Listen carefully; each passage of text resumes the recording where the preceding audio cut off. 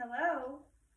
So I wanted to talk about something not relating to faith today, just because I realized it's something I'm actually very passionate about, and I just never really formally talked about, and it may be silly to some people, and that's okay, but um, and what we're talking about is just antiques and the dressing attire that had to do with styles um, during time periods that are now considered vintage, and things like that. So if that's not of interest to you, then please scroll on or exit out of this video. But if that's of interest to you, then hang out with me. So growing up, my mom used to be a housekeeper, and she used to work for very, very wealthy families, and a lot of the times she would have me go with her on these shifts, and most of the time, actually, I don't remember having a bad experience ever, but everyone was always kind, and the ladies of the house would usually either let me play with toys that their kids had, or just, they would hang out with me. One of the fondest memories that I have is, I don't remember her name, and I don't remember if it was just one lady or several, but she would let me go into her closet, and she had these beautiful just colors and prints and textiles, and I mean, this was back in the 90s, so for that time period, even then they were still considered from other older eras. So now I'm sure they were from the 80s, the 70s. They were just so beautiful, and I loved it. They obviously didn't fit me, but they would let me play dress up, and I loved it so much. Sometimes they would gift me clothes that wouldn't fit me. I mean, these were clothes that were meant for adult ladies, and I mean, I was only, I don't know, 6, 7, 8, 9. They did not fit me at all, but I loved it, and I took them home. And I mean, I remember some of the colors. I don't have any of those pieces anymore. I've moved several times since that time in my life, but they're just beautiful. And I remember being so just enamored with how different they were. Nothing like, the ordinary styles that we were seeing our parents dress in. Well, mainly mom, because it's usually flashier and more colors and things like that. But anyway, I believe that's where it started for me, my love for vintage stuff. I spent a lot of my time also with my grandmother, my mom's mom, who I considered like a best friend, the years leading up to when she died. But I remember she always had her nails painted, and they were long, and she always took care of her skin, and she always wore earrings, and had lipstick on, and she had these weird, not weird, just different prints, and I really enjoyed just seeing them. But anyway,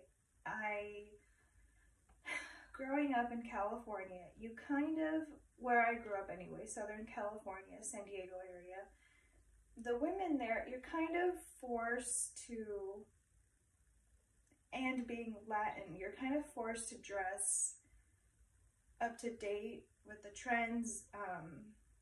Your hair always needs to be perfect, and have the eyelash extensions, and the cake face makeup, and the high heels, and just, the jeans that are in style, and, etc., things like that.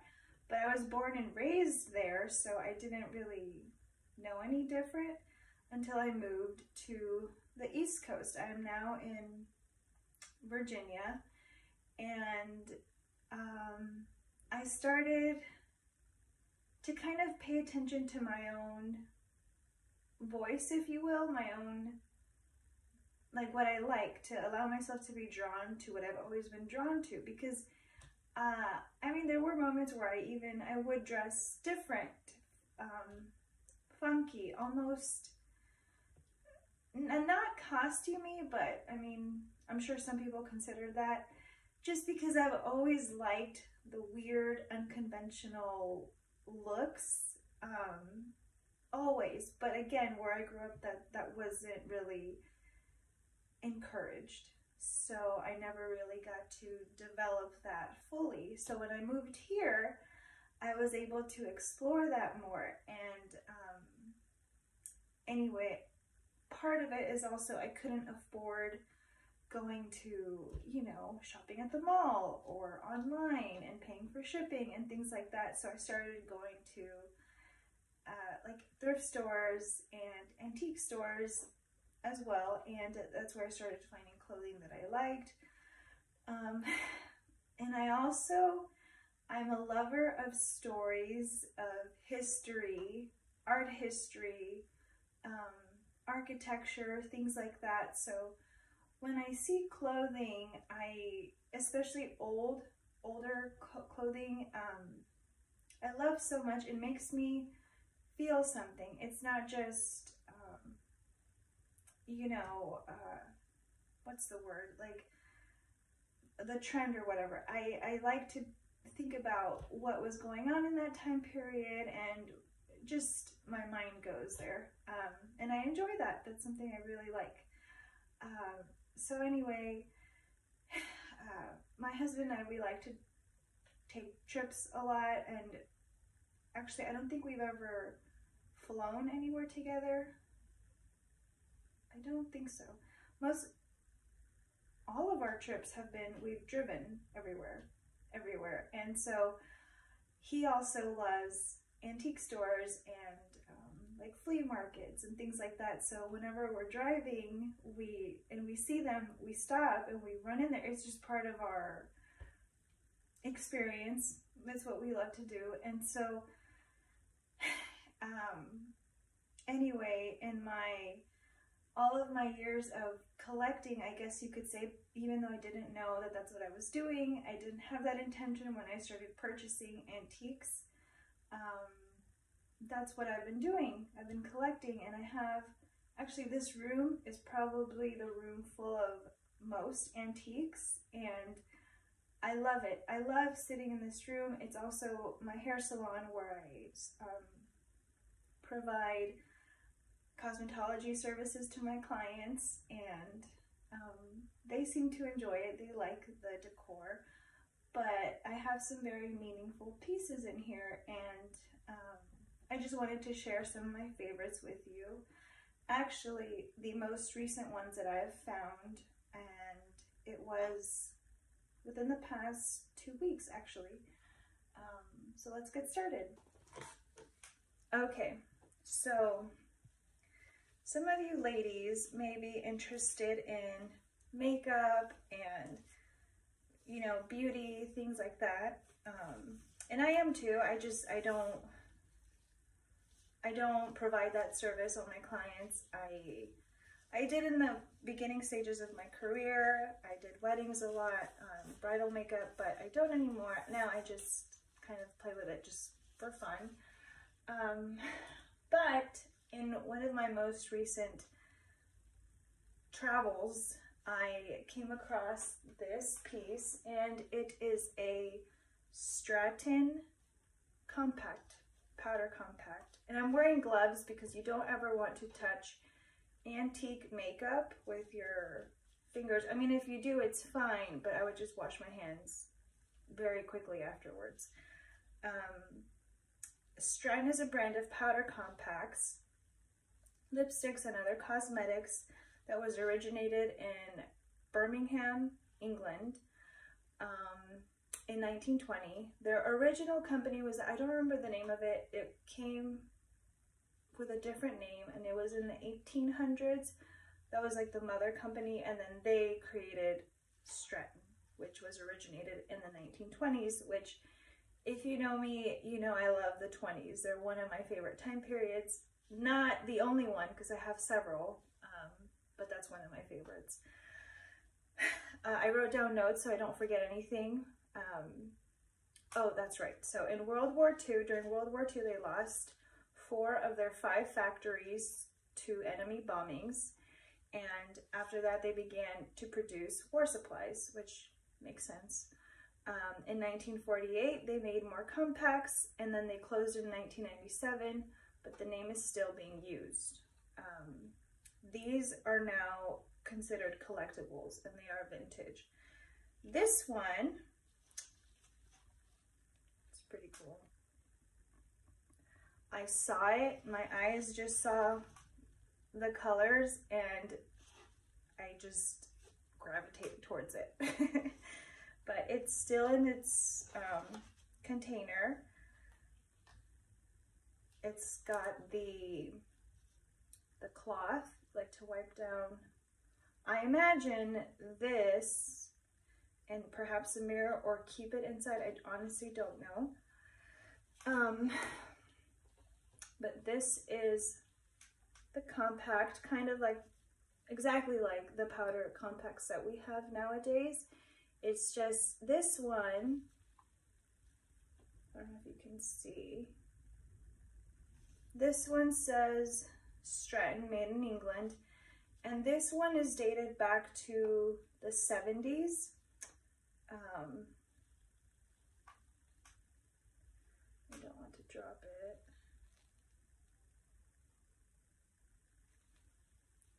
Stratton convertible compact for solid makeup, made in England. It still has the instructions in there, which I don't want to lose.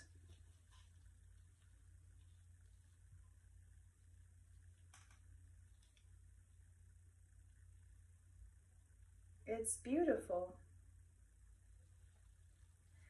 The powder is still in there, as is the, what's it called? The powder, the powder thing, the thing that you use to powder yourself.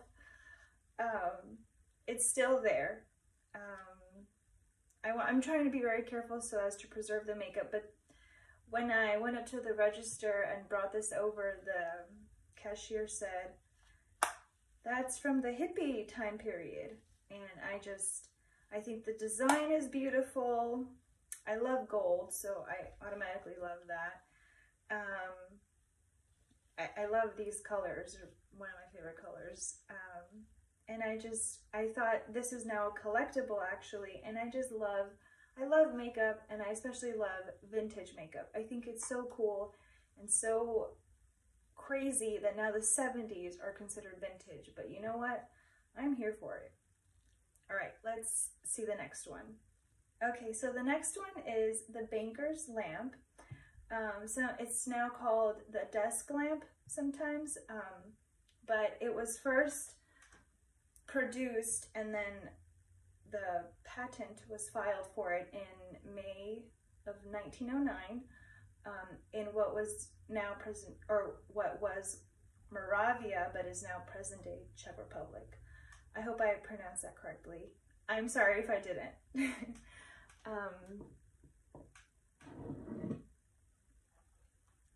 This is it. I found this in the same place where I found the compact, and I usually am very, very strict with how many items I allow myself to purchase at a time, because otherwise it can just turn into all this stuff. So when I saw this one second, I was so torn. I didn't know which one I wanted, because of course I love vintage makeup, and I thought, what a cool item to have. And then I saw this, and I just thought, okay, Lord, why? what am I supposed to do now? This was also very a popular item in the Art Deco time period, which I've mentioned is one of my favorite time periods, the 1920s. I love like the moody architecture where they had like dark colors, dark tones, black, purple, gold. This kind, I love it. I think it's awesome. And you know what? I pray that someday I get to decorate, if not my whole house, at least one room like that. But anyway, I wanted this lamp and I got it. The whole reason why it's green and round is because they designed it with comfort in mind. That's all I got. And I thought that was enough for me to purchase, so it came home with me. Okay, so on to the next piece. Okay, so I don't know how to pronounce this, but I saw it and it just made sense, okay? I believe it says Spertner Jewelers since 1879. The box is in decent condition. To be quite honest, I don't know what year this one was created, but that's all right. When I saw this, I mean, would you just look at this?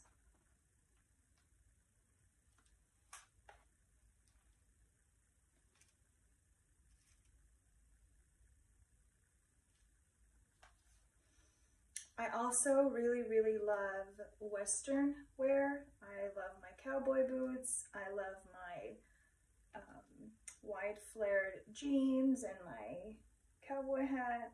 Love it. And I do love like turquoise color. It's one of my favorite colors. And my everyday earrings are this actually. And so it's one of my favorite pieces of jewelry to wear when I've got my Western wear on. But I didn't have a long necklace with this color, which I thought just looks so pretty when women dress like that, and they've got this beautiful turquoise, I believe it's turquoise color on, either in their jewelry or in their hair or sometimes like in their boots. Beautiful. And so finding something like a necklace like this has been on my mind for a while. Again, I just don't like shopping at malls anymore. I mean, unless it's like, you know, undergarments you don't want to buy at thrift stores and things like that. But I like stuff that is weird and has meaning and reminds me of like my drive and how I found it. So when I saw this, I immediately, and I'm not a big silver person. I don't know if this was originally gold or not. It's silver now. I don't normally like it, but I just thought, who cares? That is pretty. It's pretty. It's got the mermaid tail that's attaching it. What a cool, weird thing.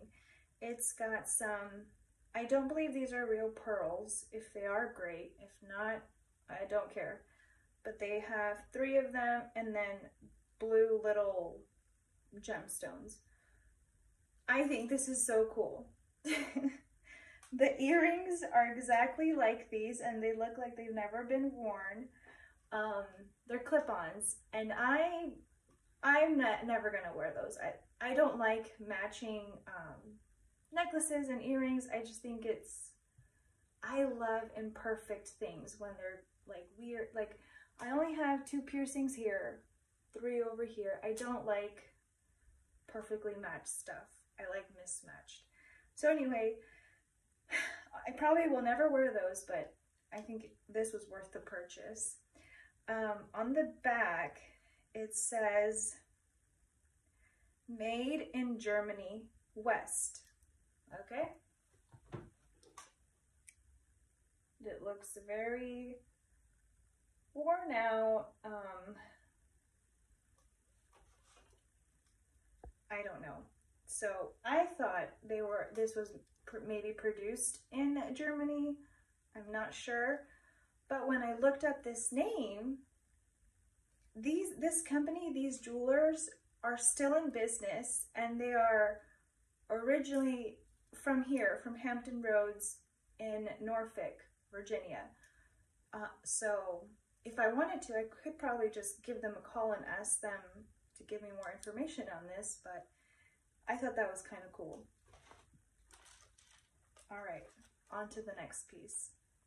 Okay, so I've said it more than enough times, and I'm sure you know by now, the 1920s are our favorite time period. Well, this style of necklace, excuse me, I'm still thinking about necklace, purse / clutch was originated in the 20s. I don't know which country.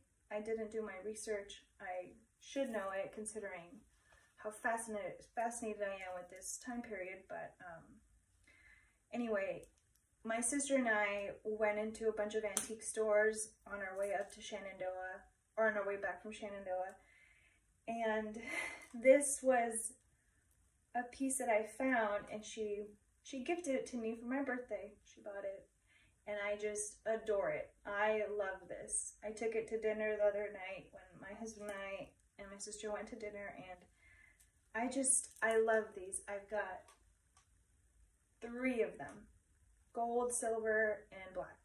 I love them. They're so beautiful. I think they're timeless, and they hold their value and they hold their beauty. So yeah, if you enjoy vintage stuff, antiques, or just interested in this kind of stuff, then please let me know if you'd be interested in me making more videos, because I've actually got a ton of cool stuff. So yeah, I hope you've enjoyed this and hanging out with me. I will talk to you later.